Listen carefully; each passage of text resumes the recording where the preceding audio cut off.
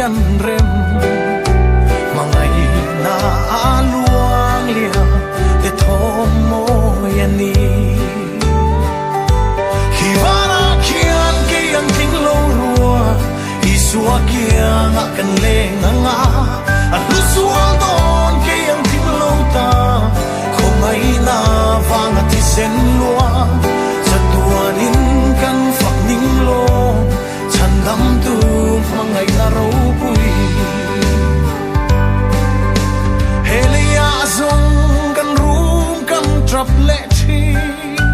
lungai mang an na ten min ne fo va ha chol na tu zong in kan van ruaya ma se mangai tu ang chu ka then hun chuan mo kaphan mang an na te abo ve to ang hiwana kiang kiang ting lo rua isua kiang akan le nga alu sual don kiang ting lo ta kong ai na wang ati sen lua chatuanin kan fak ning lo chan dam tu mangai na ro pui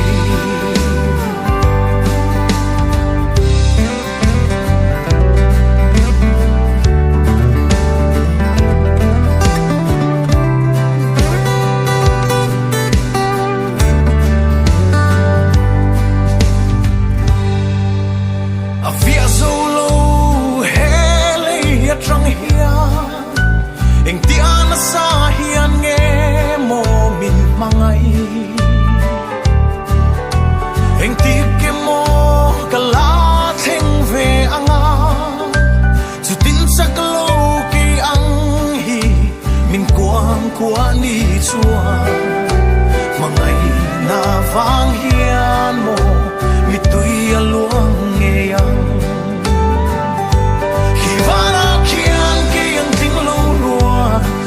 isua kiang akan le nga alu sual don ke yang ting lo ta kong ai na wang ati sen luang satuanin kan fak ning lo chan dam tu mangai na ro pui hiwana kian ke yang ting lo rua isua kiang akan le nga alu sual don ke yang ting lo ta kong ai na wang ati sen